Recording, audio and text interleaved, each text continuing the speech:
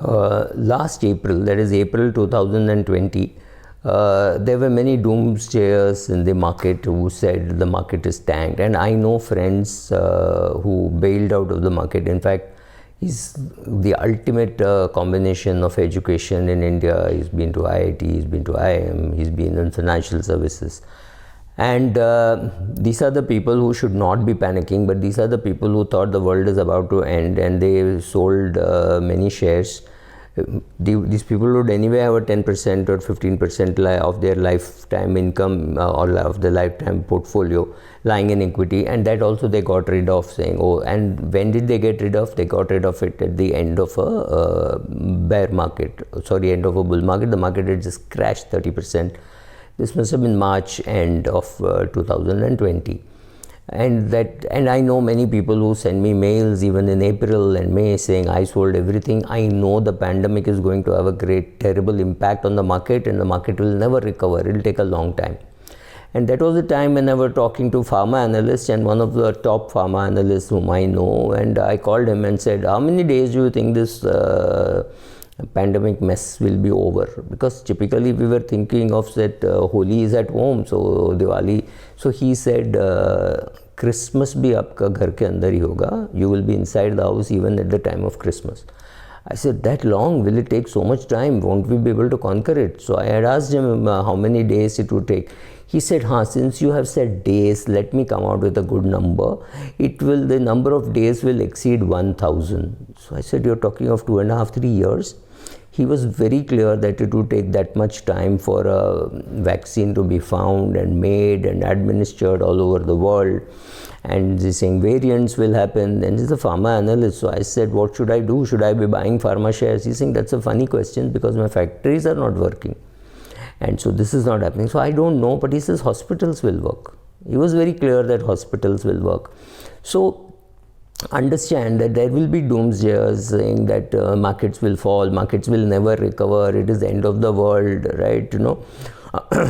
End of the world, so go and atone for your sins, don't do anything else. So sell off everything, which means you sell off debt, you sell off equity and sit on cash, and you look like a genius till the market goes up and makes you look like a fool, right? So that is what happens. You think the market will go down, maybe the market does go down, but it has already gone down perhaps, or market is going to go down 30% and you sell when the market is down 27%, then it goes down further 3%, you feel very correct and say, wow, that was my stand and I'm so right. Then you go around tom-tomming saying, look, I said this is going to happen and it has happened. So actually for me, such behavior is more funny because I will never go to 100% cash. I will always be 80% plus in equity. Even during a bad time, I may go from 90 to 80, and that's about all. Nothing else changes. My expenses, my household expenses can be met by my dividends and still leave me enough money to do a SIP, right? So for me, it doesn't really matter, but for you, you have to decide how you want to build the strength to take these kind of changes which happen. So forget the pandemic for a minute and understand one thing, markets do fluctuate. Every few years there will be a 20% fall or a 30% fall. This is quite common. It is not, I mean, I would think it is once in a decade that it falls by 30%, but a 5, 10, 20% fall in some shares is pretty regular. You don't mind if it's a 150% rise over 1 year, but you mind even if it's a 15% fall in 1 year. That can't happen, right? Obviously, it is frustrating, it makes you angry, all that is true, but everybody is not likely to short the Bank of England and make a few billion, right?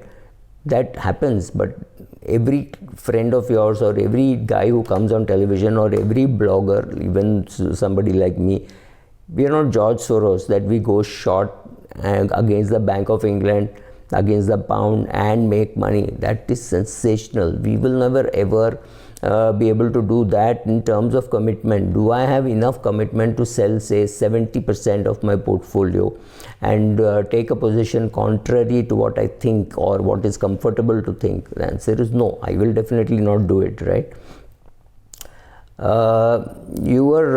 If you think your bank relationship manager or your IFA or even the CEO of your mutual fund is a great market timer, you should look at their personal portfolios. None of them are great market timers, but they have to speak in a language which you want to hear. So they will say, oh, this is not a time to be selling, it's a time to be consolidating. It is the closest to your CEO saying, boss, sell everything and run, put everything in a low cost liquid fund, and then there is time to buy later on. You'll never hear this from them, nor should you, because you don't want a CEO talking like it's the end of the world.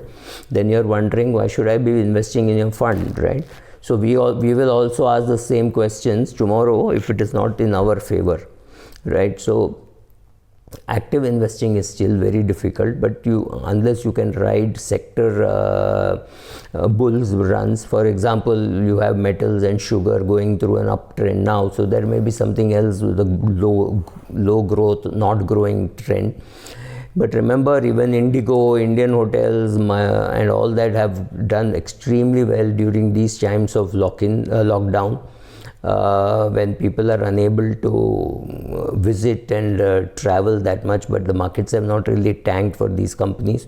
So give it a 3-4 year learning is what you should do. When the market falls, you should be buying more, but you're not able to do that, that's okay. At least don't sell in panic.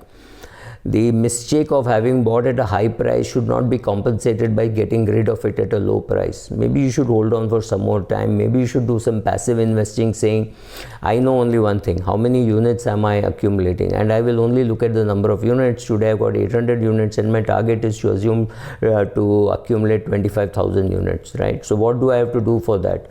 So when you find that in a particular month you're not getting enough number of units because the price is high, you just don't do anything. But in the month when you're getting a lot of units because the NAV is low, go and put more money, right? Learn to use behavioral finance in a positive way, right? It's easy for us to say, oh, because of this bias this happened, but best just don't take calls from people you do not know. And when people are making you an offer, see how they talk, what they do.